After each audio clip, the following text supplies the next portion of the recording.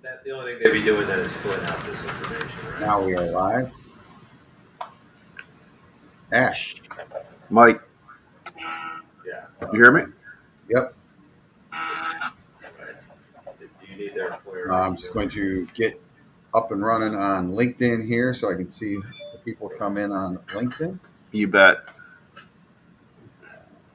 Probably should have done this. That's one thing. Hey, Stephanie, how are you? I'm good. How are you, Ash? I'm doing well. Where are you at? Toronto. Oh, right on. Yep. I would just watch the Gordon Lightfoot documentary. Oh, look at you. Gotta love Toronto's music scene, man. Yeah. Wow.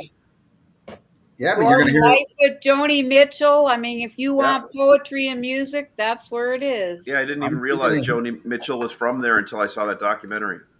But aren't you going to hear a little less of the Canadians on Spotify? You had to go there, huh, Mike? Yep, that's right. Neil put his little line in the sand. Yeah, it's unfortunate. He's a great musician. All right. So welcome, everybody, to the Friday Smart Market call. It is Friday, what is it, January 28th today. Can't believe January, almost already done. We have Stephanie Brown joining us today from the Intelligent Ops Company. Intelligent Construction Opportunities is the name of her company. But before we do that, we're going to check in with Ash and kind of recap the week here. What's the trade of the week for you, Ash? Yeah, so I'm just writing down 3 trades of the week, and I think it's interesting. I just got off the phone with one of the big people that moved some of these. So we moved a lot of OSB in non-traditional areas, right? So in the country, people have a lot of contracts with mills, and there's a lot of open market wood.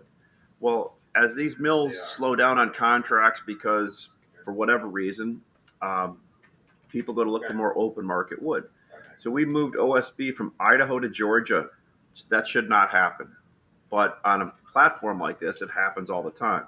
Massachusetts to Florida, and Dallas, Texas, out to St. George, and in Salt Lake City, Utah are the 3, but there was many in between. So crazy movement on stuff like that, which it's pretty amazing sitting. Remember yesterday, Mike, we were sitting there and we thought our freight was wrong in the platform when it matched from Idaho to Georgia.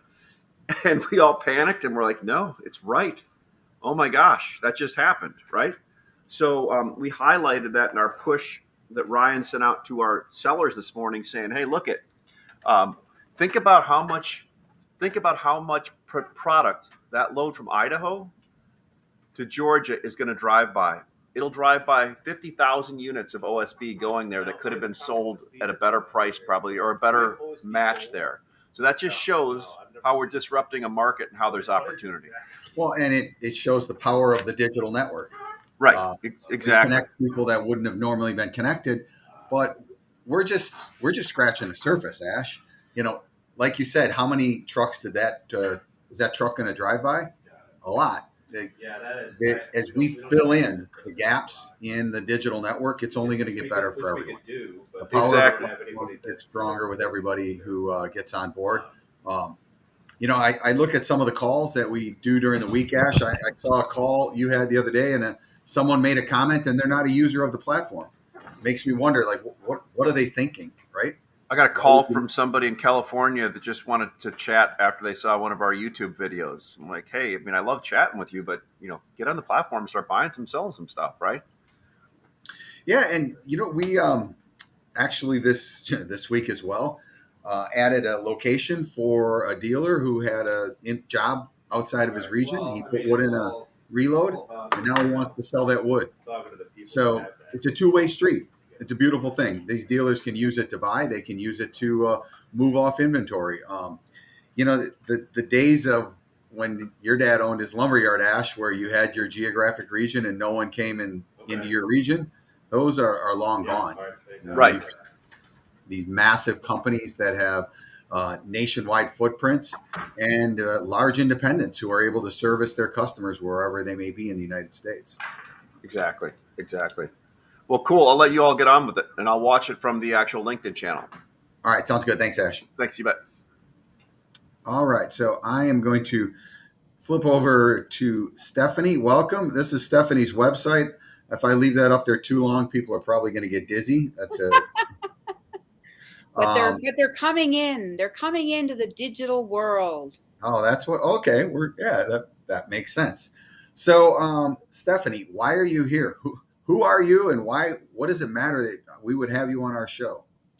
Well, what I am is the person that goes out, the company that goes out and vets software so that your clients, people that would use your software, don't have to do it themselves. They can go out and they can actually see the value. They can compare it against perhaps other tools in the marketplace, and they would know that, hey, this is the best tool for me. And so I take them through I'll say about 5 stages of development. I help to vet those vendors. I speak to the vendors beforehand, and it all culminates in a very short list of choices that are going to actually fit their business model, their employee size, how many subcontractors versus self-performing, and all the little details around how they conduct their own projects. And I think the bottom line is there is no such thing as a one size fits all, 100%. especially when it comes to software. 100%. And two companies, two organizations of the same size in the same business doing the same thing can still have a different business philosophy or different business processes internally.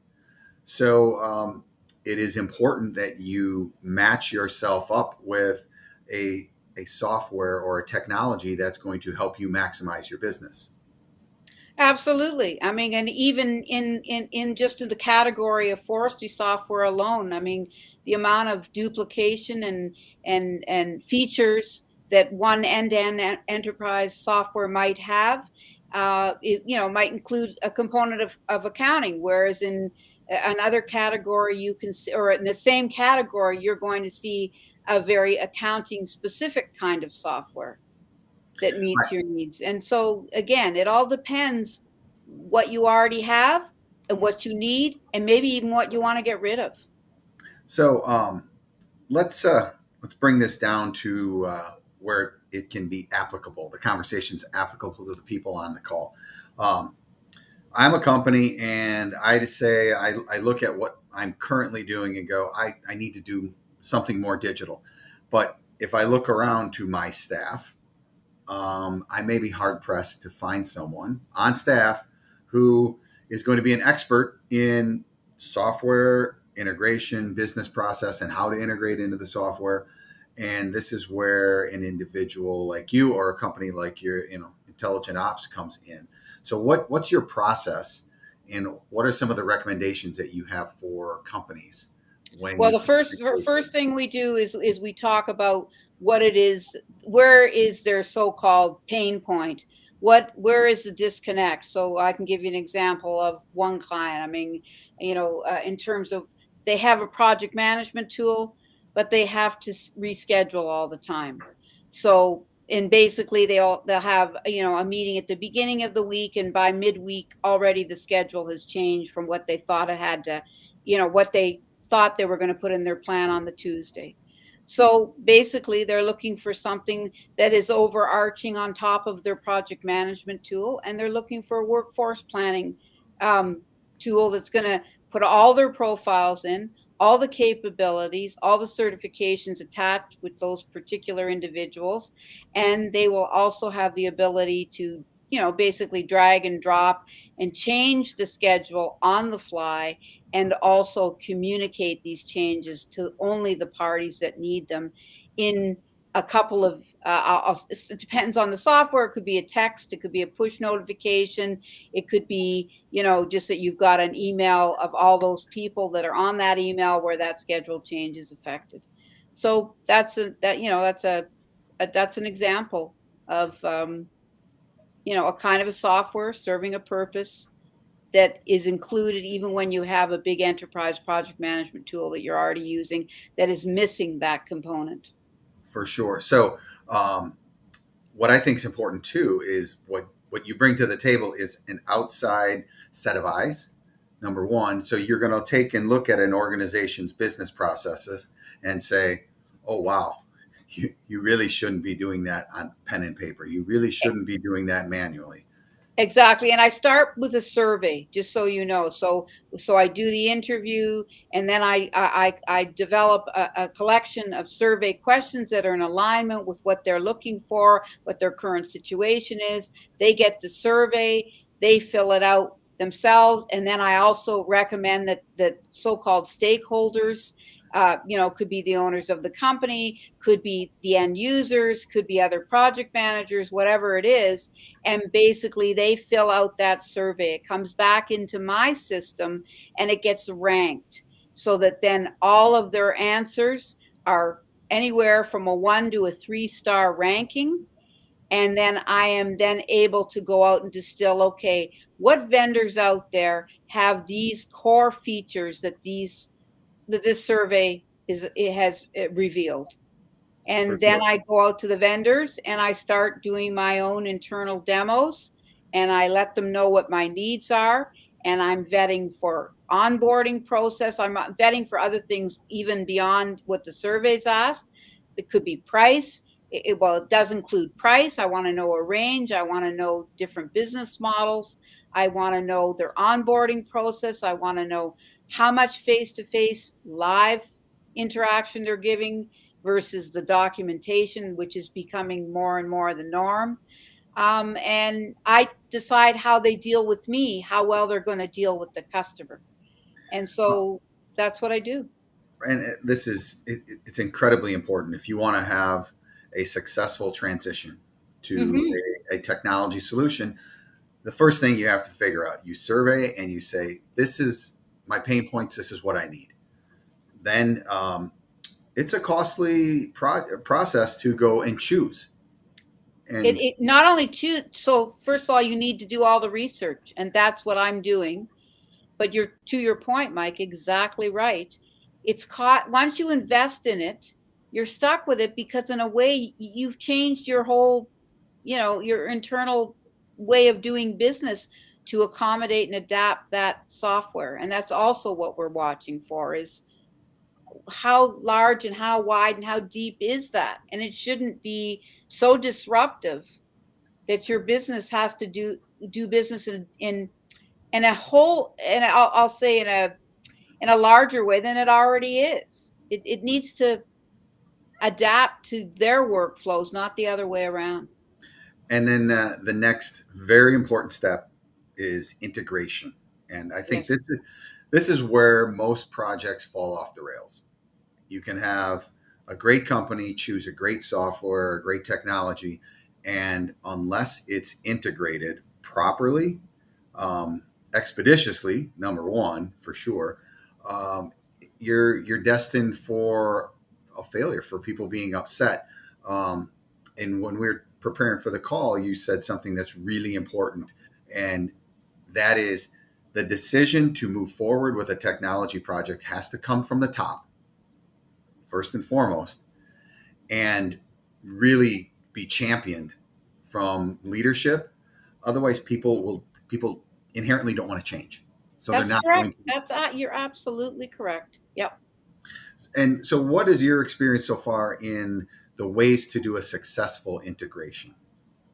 Well, it's a dance. I mean, I'm not, to do a successful integration, first of all, for me, starts with the vendor. So I ask that vendor specifically, how do you integrate? And don't tell me you have open APIs, because open APIs mean, yes, you don't have a partnership with X software, so it's not a direct integration. In other words, you haven't done all the hard wiring in the background to make sure that your application talks to, I'll give an example of Procore, for example, in construction.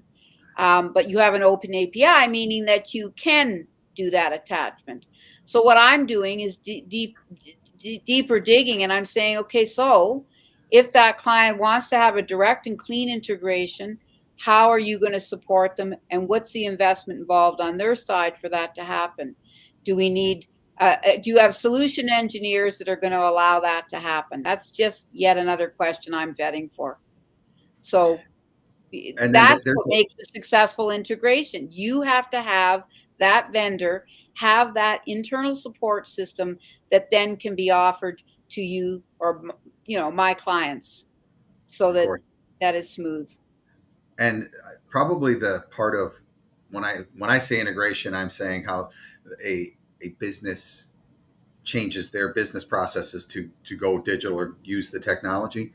Um, where things get lost is in training, and more importantly, it's continuous training.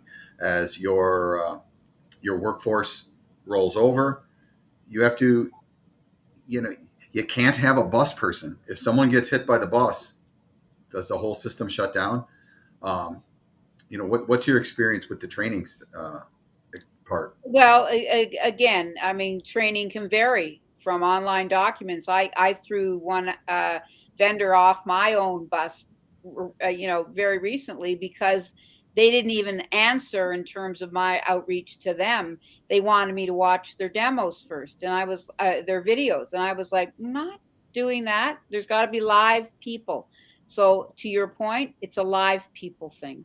If there are live people that are onboarding, and they understand that that rollout, to your point, is a graduation, meaning that not every user is going to be right on the bus on the first day, or even 10 days later, or 2 weeks later. What are we going to do 3 months from now to keep checking in to reinforce the learning? Right. And And I that's it. and it has to be done expeditiously. A good friend of mine owns a brewery, and they changed over the software that was running their business. Um, they went over to SAP, and he was getting pushback, of course, Mhm. because people don't want to change. And he goes, "Listen, here's the thing: we're starting today, and in 3 weeks, we will be fully trained, integrated, up and running on this new software." And there was a lot of moaning and groaning. But Mhm. if you talk to him about it today, he goes, it was painful, but after 3 weeks, it was amazing. The newfound visibility. We recently did it here at Materials Exchange. We integrated with Salesforce, and it has given us this level of visibility into the activity of our users and our platform that is, unprecedented. Yes, exactly. And also, so gets back to the buy-in at the top. If it's going to be championed, then, if nothing else, at the very least, people want their paycheck. So they're going to get on board the bus, and they're going to adapt. And, we all know change is hard, It but is. that's where it has to come from, to your point. And I think another very important part of software today or technology today, while you need to integrate it into your own business, having the connectivity to the outside world is ultra important. Now you have to be cautious, of course. You can't go willy nilly and let yourself expose to um, cyber attacks, of course. But the true power of technology is when you you take the rudimentary repetitive tasks that are done internally between two organizations, and you allow computers to link up and handle those tasks, because computers don't make mistakes. They do exactly what you tell them to do. You have to tell them to do the right thing, but That's the key. That's the key. And that's also why I tend to vet software that's been out in the market for a while. That's also why I still consider generic options in with construction and manufacturing specific solutions, because they've been out of the box longer, and they've been able to go deeper and wider. And sometimes they're a little more nimble with being able to customize fields. I mean, to me, Salesforce is a great example of a behemoth that has basically, they've been around long enough that a company like yours has so much option. I mean, it's so beyond a CRM tool now, Salesforce. oh, absolutely. And what I find really interesting and helpful is when a software or technology becomes so big and they allow other people to build onto it. So you can Yes, get third party vendors who attach into that, which is that's that's fantastic. So look, we're in the lumber and construction industry, which we know. You can there's statistics out there that show how behind the curve compared to other industries we are from a tech standpoint. We're catching up rapidly. There's no doubt. What are some of the pieces of software and tech that you would recommend people really take a good hard look at that you think bring a lot of efficiencies to their business? I certainly think that you can't not look at Procore from a project management perspective. But what you can also use it for, if you can't afford it, is to see the different modules in the areas that they are offering and then drill down to the specifics. Again, it has to come back to your automation pain. What are you looking to automate? Why do you even think software is a thing? That's why I gave the example earlier of the scheduling software. Where are you getting stuck in your business? Because if you're not getting stuck, you shouldn't be looking for something, I think. Right, and Uh, then there's other smaller softwares like Build Exact was on our show Build a few Build weeks ago. Exact is one. ProEst is great for estimating. I think QuickBooks is always a great starting point from an accounting perspective, and then there's Sage and Timberline is very prolific in the accounting. In the construction industry, as is Bentley. It's called Foundations. So it depends on the purview, and software is all driven from the purview of the user or the person that's trying to solve whatever the pain is, And right? then speaking to the suppliers of Mhm. like your clients, I think it's really important to say, what are my clients using for software? How can I help them with how can I connect into their technology and make their lives better? So I think it's important as the suppliers, like you were saying, get your stakeholders involved. The suppliers being a stakeholder, what can I do to make it a more successful company or transition into technology? Well, I think construction software has to start doing, more of it has to do a better job, as I was sharing with you in our earlier conversation about bringing in the supplier piece into it. I mean, there are separate standalones, but what I would do, and I think it's well worth building it into my own process, is to take the supplier and ask the project manager, how would you like to do more of a closer integration with your supplier, particularly as we endure these painful times in the supply chain, where there is communication, where you, as an example, or a lumber supplier would be able to say, okay, we're going to be late, but that project manager is going to know before it really hurts the schedule, even if they have to make a change in the schedule. Communication and visibility, no doubt. All right, so we got to the point where we're at the question of the day, which is, what do you see coming down the pipe that other people don't see? What's your vision moving forward with our industry that we should keep our eyes open for? I think we are going to be programming our own apps. I do think that low code, no code, well, it's not quite no code, but it will become no code, where, companies like Salesforce, when they came out of the box, they were an entity unto themselves. And then I remember the first time I was at one of their shows, they were all about bringing in the developers, the third party developers. I think you're going to see the next step in is when we are given building blocks to be able to program what we need specifically, and it'll be even a closer match. So right now, I'm at a level where I'm trying to make the match between what is the pain, what is the business model, to what is the vendor offering. But I think you're going to be getting even closer, where you're going to say to the vendor, okay, I want that block, I want that block, I want that block, because this is actually how my workflows work. This is where I want my business to be. This is what our pains are. This is my supplier or my list of suppliers, and so on. It'll get uh, very much more customized. Well, and I think there's such an opportunity. There's no doubt the younger people coming into our businesses have a more digital mindset and understand these technologies. What they don't understand are the business processes from the industry. And it's a great learning opportunity for the older generation to match up with a younger generation, get together and solve a problem together, where the younger generation has the knowledge of how to set up the tech. The older generation has the knowledge of how to run the business, and you marry the two together, and it ends up with a really successful project. You're completely correct. I mean, I'm also part of some other organizations like Bring Back the Trades. And, we're working on exactly trying to formally marry those things. I also occasionally judge robotics competitions with kids that are in high school. And it's astonishing how smart these kids have become so fast. And they are an example of people that are building software using blocks, Yeah, using coding building blocks to do it. And I what they come out with is amazing. Those robots, you can't even imagine what they do.